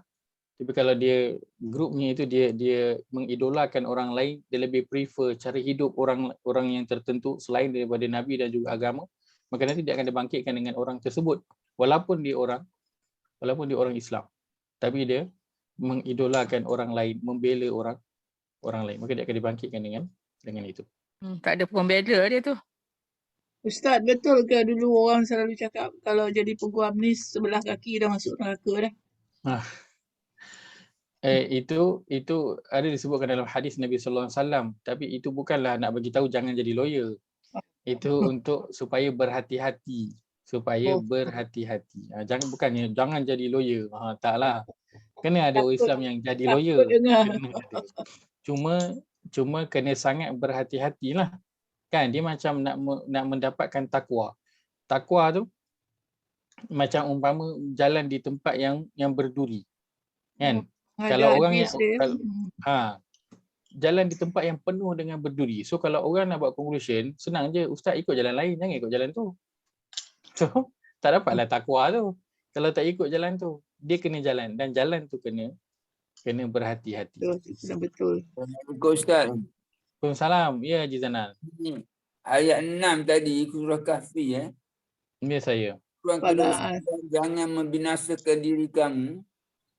Maknanya Rasulullah jangan buat apa-apa ke macam mana? Apa dia? Maksudnya apa? Dalam ayat 6 surah Kahfi maka janganlah engkau Rasulullah tu membinasakan dirimu sebab tanggung duka cita. Mana Rasulullah patut duduk diam saja, jangan buat apa-apa ke macam mana? Bukan patut duduk diam, bukan patut duduk diam. Nabi Muhammad SAW terlampau bersungguh-sungguh nakkan umatnya beriman. Nak sangat-sangat sampai dia akan cuba buat apa macam-macam perkara yang boleh. Kita kalau kata nak contoh, nak anak kita lulus exam. Apa kita akan buat? Kita akan pergi hantar anak tu exam. Kita akan, kalau kata anak tu kena study, malah kita akan bersengkang mata juga study sama-sama. nak kena hantar exam di tempat yang bagus, jurannya mahal. Kita akan tambah buat kerja overtime. Sebab apa? Nakkan Tuition. hantar anak tu. So kita akan bermati-matian untuk Hantar anak. tuition. Maka Nabi ini Allah kata jangan sampai membinasakan dirimu. Dalam surah Asy-Syu'ara ni, surah 26 ayat yang ketiga, sama juga Allah sebut la'allaka bakhi'un nafsaka alla yakunu mu'minin. Terjemahnya, janganlah engkau Muhammad membinasakan dirimu dengan menanggung duka cita kerana mereka tak nak beriman. Maksudnya Nabi terlampau sangat sedih kan. Orang kan kalau terlampau sangat sedih boleh sampai jatuh sakit. Boleh sampai sakit, sedih sangat. Boleh sampai jatuh sakit. Maka Allah kata jangan kau terlampau kecewa sangat. Jangan terlampau down, jangan terlampau sedih sangat. Yang diorang yang kau ajak ni tak nak dengar cakap kau, tak nak beriman. Sebab Nabi nakkan sangat setiap daripada umatnya itu apa? Jadi ayat ni supaya Nabi relax lah. Ayat ni supaya Nabi nak biar Nabi tu cool down sikit. Bukan relax. Nabi kerjanya itu dah memang, kalau kata ikutkan bawa kereta tu, dia memang dah limit highway punya limit lah. Dah sampai 110 dah, 120 kan. Tapi nak duk push pergi sampai 16, 18 juga. Maka Allah kata relax, maintain je 110 tu. 110 tu dah memadai dah. Dah tak perlu nak pergi kepada yang terlampau lebih-lebih sangat, nanti rosak enjin tu. Mana don't overdo lah, jangan overdo. Tapi kalau don't overdo pun, kita tengoklah Nabi punya dakwah macam mana. Kan? Dia punya don't overdo, kita pun tak larat, tak mampu nak buat macam mana Nabi buat. So bayangkan macam mana Nabi punya lebih lagi buat daripada kadar yang kita dah tahu macam mana sekarang ni Nabi buat. Okay, thank you. Terima kasih. Sama-sama. Maka ayat ini dia menunjukkan betapa Nabi SAW ini benar-benar menanggung duka cita terhadap umatnya yang tidak mahu beriman. Sebab Nabi nak sangat setiap daripada kita beriman kepada Allah dan juga kepada Al-Quran ini. Maka setiap pada umatnya, ini yang masuk pada bahagian penghujung ayat yang ke-7 kita bincangkan ini. Di hujung Allah kata wallahu ghafurur rahim, dan Allah adalah Tuhan yang Maha Pengampun, Tuhan yang Rahim, Tuhan yang Maha Pengasih. Allah telah menunjukkan kasih sayang dia kepada umatnya. Nabi kepada hamba-Nya, Nabi Muhammad SAW telah menunjukkan kasih sayang dia kepada umatnya. Maka umatnya sepatutnya menunjukkan kasih sayangnya kepada Nabi SAW dan juga kepada Allah Azza wa Jalla. Dan ciri orang yang beriman, dia itu menunjukkan kasih sayang dan saling berkasih sayang. Betul Nabi SAW sebutkan man la yarham la yurham. Siapa yang dia tidak mengasihi, dia tidak akan dikasihi. Siapa yang tidak mengasihi, dia tidak akan dikasihi. Irhamu man fil ard yarhamkum man fis sama. Rahmatilah, sayangilah, kasihilah orang-orang yang sesiapa sahaja, bukan orang je, sesiapa sahaja yang berada di bumi, maka nescaya yang di langit akan mengasihi. Nabi SAW sebutkan dalam hadis, wasyah in rahimtahu rahimakallah. Seorang lelaki yang dia datang jumpa Nabi, dia kata, wahai Rasulullah, aku ada seekor kambing, tapi aku sayang sangat kat dia. Aku nak sembelih dia ni, aku tak sampai hati sebab aku sayang sangat, aku kesian kat dia. Maka Nabi SAW kata, dan kambing itu, kalau engkau sayang kepada dia, engkau kasih kepada dia, maka Allah akan kasih kepada engkau. Maka sifat rahim yang ada pada Allah Azza wa Jalla itu, kita kena zahirkan kepada orang lain yang berada di sekeliling kita. Kerana kita telah merasakan kasih sayang, sifat belas ihsan ar-rahim daripada Allah Azza wa Jalla. Maka orang yang berada di sekeliling kita perlu merasakan sifat ar-rahim itu daripada kita. Allah banyak bagi muka kat kita, banyak bagi peluang dekat kita. Tapi kita dengan orang lain tak nak bagi muka pun. Salah sekali terus je marah. Salah sekali terus je naik suara. tak nak bagi muka langsung. Tapi kita dengan Allah, betapa rahimnya Allah bagi muka dekat kita, bagi peluang dekat kita, entah berapa banyak kali kita pun dah tak ingat dah. Maka rahim Allah yang kita dah rasakan, sebarkan kepada orang yang berada di sekeliling kita. Begitu yang Nabi SAW lakukan. Tidak ada orang yang berada di sekeliling Nabi yang tidak merasakan sifat rahim, sayang dan kasih Nabi kepada mereka. Hingga kan kita hari ini pun boleh merasakan, siapa yang betul-betul melihat dan mentadabbur boleh merasakan kasih sayang Nabi SAW. Baginda Allah sebutkan dalam Al-Quran, ayat yang kita bacakan, la'allaka bakhi'un nafsaka, kita ulang pada surah Al-Kahfi pada setiap minggu.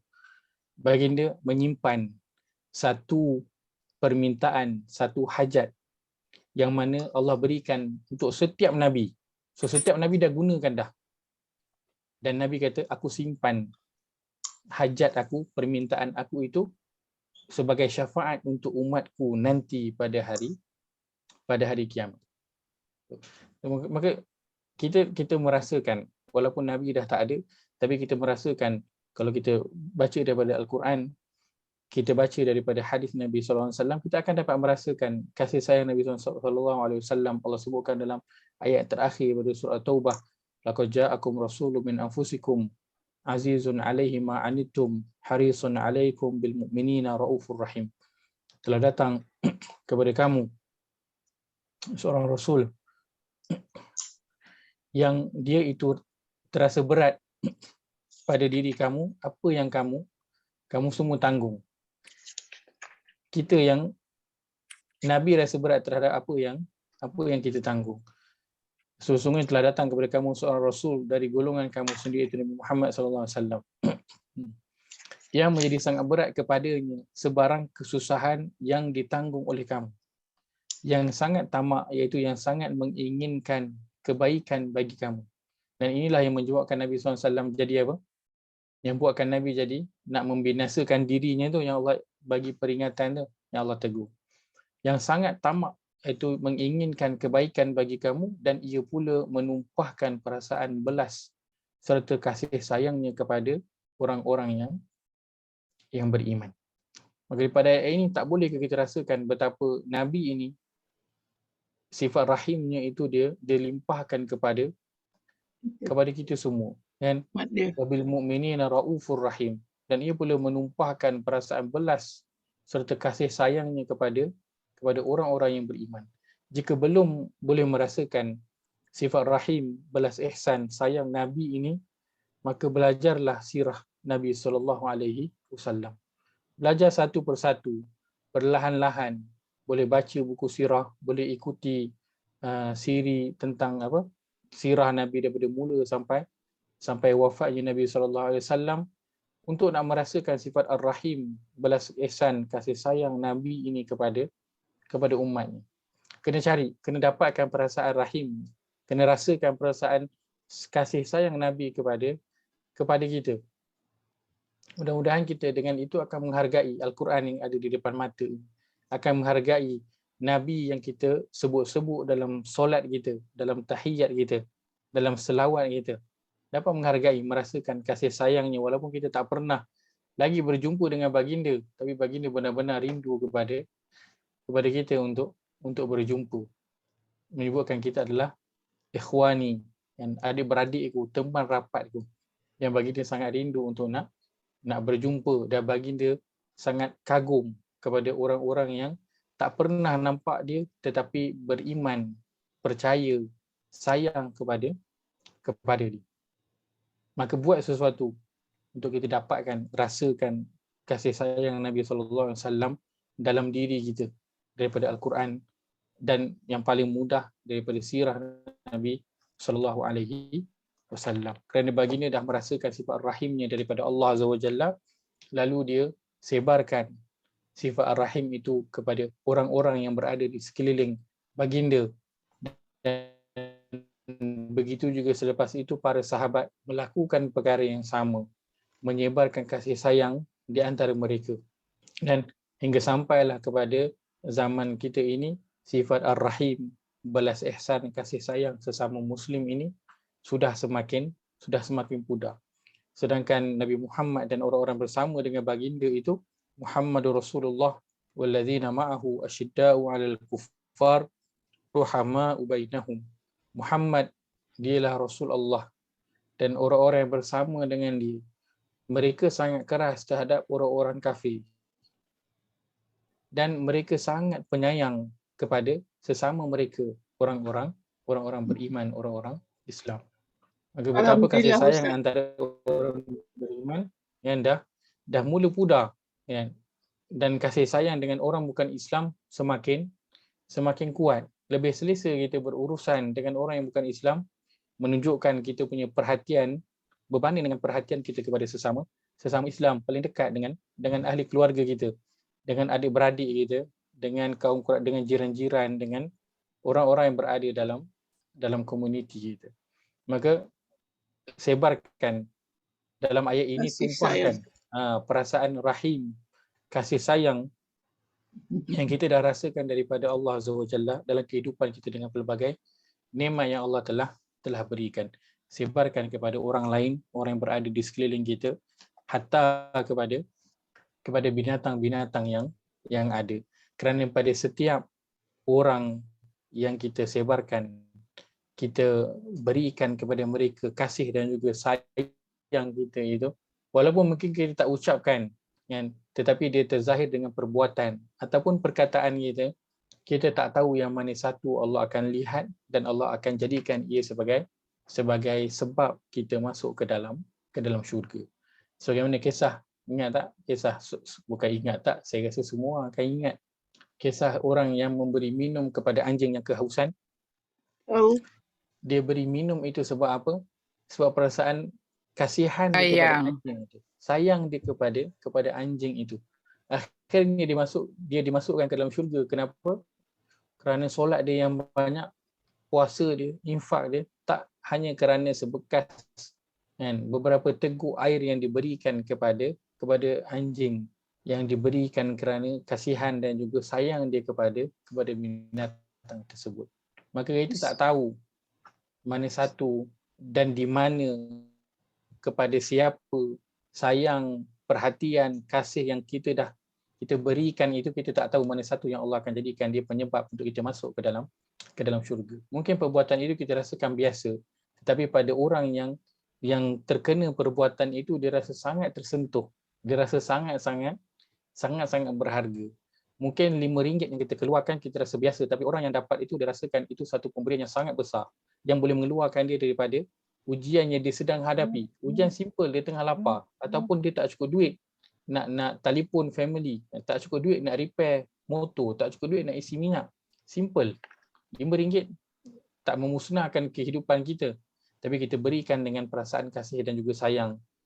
Itu mungkin menjadi penyebab kita dimasukkan ke dalam syurga, dan juga makhluk-makhluk yang lain yang ada di muka bumi ini, binatang ataupun tumbuh-tumbuhan. Wallahu ghafurur rahim. Ustaz, nak tanya sikit. Silakan.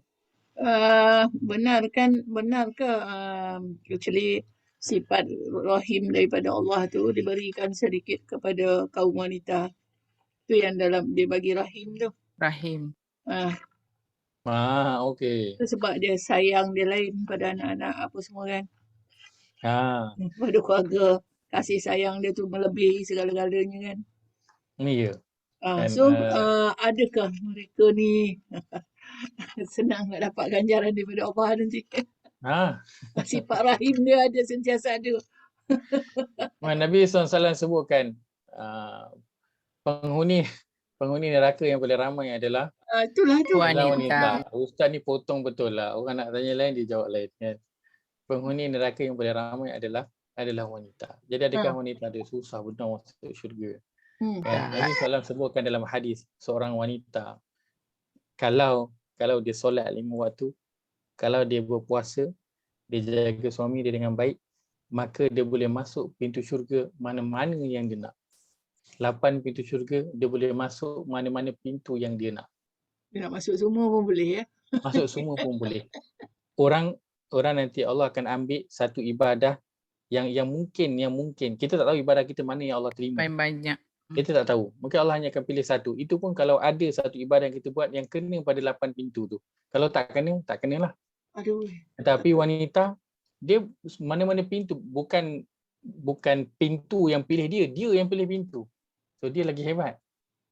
Kita lelaki ni, kita kena tunggu pintu mana pilih kita. Tapi wanita, dia pilih pintu mana yang dia nak. So pintu dah siap terbuka, dia masuklah pintu mana yang dia nak. Adapun kaum lelaki, pintu syurga semua tutup, dia tu nanti tengok pintu syurga mana yang buka untuk dia boleh nak masuk. Maka wanita dia mudah untuk masuk syurga.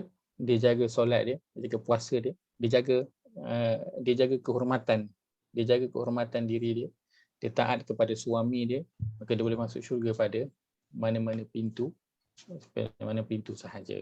Wallahu a'lam. Baik. Itu saja saya kongsikan pada malam ini. Ustaz, boleh nak tanya sikit je lagi Ustaz? Silakan. Dalam kita tahu Allah tidak memasukkan kita ke dalam syurga kerana amal ibadat kita, sembahyang kita, apa semua tu, itu tak jadi alasan yang kukuh Allah nak masukkan kita ke dalam syurga. Betul. Tetapi kita kena buat semua benda ni. Betul. Okey, balik kepada perempuan yang pergi makan dekat anjing tu. Saya minta maaf lah kan, bukan saya nak menghina. Tapi kalau hakikatnya dia adalah seorang pelacur. So di mana amal ibadat dia kalau dia seorang pelacur kan? Betul. Takkan dia pelacur sambil dalam masa yang sama dia solat, dia zakat. Tak mungkin kot. Saya rasa lah. Mungkin saya salah. Tetapi jadi dalam keadaan macam tu, kalau dia tak mengamalkan apa yang sepatutnya dia amal, tetapi oleh kerana dia pergi minum dekat anjing tadi itu, Allah masukkan ke dalam syurga. Jadi di mana nilai amal-amalan dia tu tadi Ustaz? Ustaz, boleh saya jawab Ustaz? Silakan. Actually kan amalan tu yang kita buat sekarang ni disebabkan perintah kita buat. Tapi yang dia buat tu bukannya perintah. Jadi Allah menilai amalan yang paling tinggi ialah akhlak atau bukannya ibadah. Ibadah tu nombor 2. Boleh macam tu Ustaz. Kalau tak silap saya macam itulah jawapan dia. Ya, boleh diterima jawapan itu. Baik. Masya-Allah. Jazakallah dan jazakillah Junuri atas perkongsian itu. Yang wanita itu buat adalah dia buat bukan maksudnya perintah daripada Allah SWT, tapi dia buat atas perkara yang datang daripada hati dia, tulus. Dia tak mengharapkan pada apa-apa balasan pun. Waktu dia buat tu confirm. Sebab apa? Tak mungkin dia bila bagi minum dekat anjing tu dia harapkan anjing tu akan bagi balasan kat dia ataupun ada orang nampak ke waktu tu, tak ada. Dia memang buat tu memang tak mengharapkan apa-apa balasan. Dia buat tu memang sebab 100% datang daripada hati dia, dia rasa kesian kepada anjing itu. Ikhlas dia. Kesian kepada anjing tu sebab dia dah merasakan haus, kan? Lalu dia kesian kepada anjing itu, merasakan perkara yang sama, dia pun beri. Dan seperti yang Jaya sebutkan juga benar bahawa memang kita tak akan masuk syurga dengan amalan kita. Maka sebab itu wanita itu dia tak ada apa-apa amalan pun, kan? Dan dia dimasukkan ke dalam syurga kerana memang bukan masuk syurga dengan amalan. Tetapi perlu tak beramal dulu. Untuk kisah wanita itu dan juga ada kisah lain yang Nabi SAW sebutkan dalam hadis. Kisah itu adalah kisah yang sahih dalam hadis. Juga kisah yang saya pernah sebutkan sebelum ini, kisah yang sahih juga dalam hadis yang mana Nabi SAW, saya sebut ringkasnya saja, tentang seorang lelaki yang sepanjang kehidupannya dia dah buat dosa, kan? Bahasanya dia bergelumang dengan dosa dan juga maksiat. Tapi bila sampai di hujung-hujung usia dia wasiatkan kepada anak-anaknya untuk nanti bila dia mati bakar mayat dia. Ingat tak kisah tu? Ingat. Bakar mayat dia. Lepas dah bakar mayatnya itu, bahagi 2 debu daripada mayatnya itu, satu bahagian tunggu nanti musim angin, disuruh anak dia naik ke puncak bukit, kemudian tebarkan debu mayatnya itu. Kemudian satu lagi tunggu musim, kita kata musim tengkujuh, laut bergelora, pergi berlayar tengah lautan, kemudian tebarkan lagi separuh lagi debu ayah dia. Kemudian Anak dia bertanya, kenapa engkau lakukan ini wahai ayah? Kemudian ayah dia kata, biarlah aku begini kan, bila aku mati nanti. Kemudian Nabi SAW sebutkan, bila lelaki ini mati, Allah bangkitkan dia balik, berdiri di hadapan Allah Azza wa Jalla. Allah tanya, ya abdi, wahai hamba-Ku, apa yang kau lakukan ini? Apa hal kau buat macam tu? Dia kata, ya Allah, aku tak lakukan perkara itu melainkan kerana aku takut nanti bila aku berdiri di hadapan engkau, aku nak berdiri dengan muka yang macam mana? Sebab aku tahu di sepanjang kehidupan aku dah bergeluman dengan dosa dan kemaksiatan yang sangat banyak. So aku tak tahu nanti depan kau aku nak berdiri dengan muka yang macam mana. So aku buat begitu, mudah-mudahan aku ni tak adalah nanti dipanggil, sebab apa, debu dah berterabur di tempat yang sangat banyak tu. Mudah-mudahan tak adalah aku ni akan dihidupkan kemudian akan ditanya nanti apa yang telah aku lakukan. Maka Allah kata, wahai hamba-Ku, masuklah engkau ke dalam syurga kerana dosa-dosamu telah aku ampunkan. Apa ibadah yang telah dia buat? Tak ada. Tapi apa yang satu perkara yang dia buat, dia benar-benar rasa takut kepada Allah Azza wa Jalla, yang datang betul-betul tulus daripada diri dia, yang hanya dia saja yang tahu. Maka perkara ini benar ada dalam agama, tetapi dia tidak boleh dijadikan hujah untuk orang yang buat maksiat terus berada dalam maksiat dia, nanti di hujung usia dia bakar mayat dia, buat macam tu. Tak ada. Itu namanya tahta masyiatillah. Kan Allah selalu sebut dalam Quran, Allah bagi hidayah pada siapa yang dia nak, Allah azab siapa yang dia nak, Allah ampunkan siapa yang dia nak, kan? Allah masukkan syurga siapa yang dia nak, Allah masukkan neraka siapa yang dia nak. Maka semua itu tertakluk di bawah kemahuan Allah ataupun keinginan Allah. So kita tak boleh jadikan dia dalil. Maksudnya kalau orang tu dia dah buat maksiat, nanti hujung usia dia kita bakar dia, lepas tu buat macam tu, nanti masuk dah syurga. Ataupun nanti satu hari sekali dalam seumur hidup ni bagi anjing minum, cari anjing yang haus tu bagi minum. Tak. Itu semua di bawah kehendak Allah Azza wa Jalla. Kita kena lalu macam jalan yang biasa. Apa dia? Buatlah amal-amal yang Allah dah suruh itu. Buat amal-amal soleh. Dan kita dalam amal soleh yang kita lakukan itu pun Allah nanti akan tengok yang mana betul-betul kita lakukan untuknya, dan Ustaz, Allah akan, dan sudah tentu bukanlah kerana amal kita yang itu maksud. Ustaz, hari tu masa kelas bahasa Arab Melayu 1 tu, definisi amal soleh tu yang Ustaz terangkan tu amat bagus sekali lah, tapi tak sempat nak share dah ni, dah dekat aku sebelah ya. Definisi amal soleh. Nanti boleh kita kongsikan nanti di sesi yang akan datang. Yang ada dalam grup tu dia tahulah. But it's a very good one lah. InsyaAllah nanti kalau bagus, kalau kata ada manfaat ni kita akan kongsikan nanti. InsyaAllah. Baik, itu saja. Kita boleh cakap itu boleh insyaAllah. Itu saya sebab kongsikan pada malam ini. Moga ada manfaat dapat diambil. Aqulu qawli hadza wa astaghfirullahal azim li wa lakum. Allahumma ja'al hadza jama'ana jam'an marhuma wa tafarruqana min ba'dihi tafarruqan ma'suma. Allahumma inna na'udzubika min ilmin la yanfa' wa min qalbin la yakhsha' wa min nafsin la tashba' wa min da'watin la yustajabu laha. Allahumma arhamna bil Qur'an waj'alhu lana imaman wa nuran wa hudan wa rahmah. Allahumma dzakirna minhu ma nusina wa 'allimna minhu ma jahilna. وارزقنا تلاوته آناء الليل وأطراف النهار على الوجه الذي يرضيك عنا.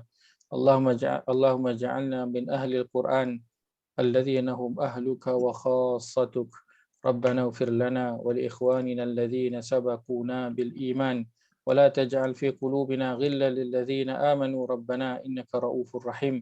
ربنا آتنا في الدنيا حسنة وفي الآخرة حسنة وقنا عذاب النار. وصلى اللهم على نبينا محمد وعلى آله وصحبه أجمعين. والحمدلله رب العالمين. Kita tutup dengan tasbih kifarah. Subhanakallahumma wa bihamdika asyhadu an la ilaha illa anta astaghfiruka wa atubu ilaih. Jazakumullah khairan pada semua meluangkan masa pada malam ini. Terima kasih Ustaz. Assalamualaikum. Dah lama dah Ustaz. Dah lewat dah Ustaz. Terima kasih.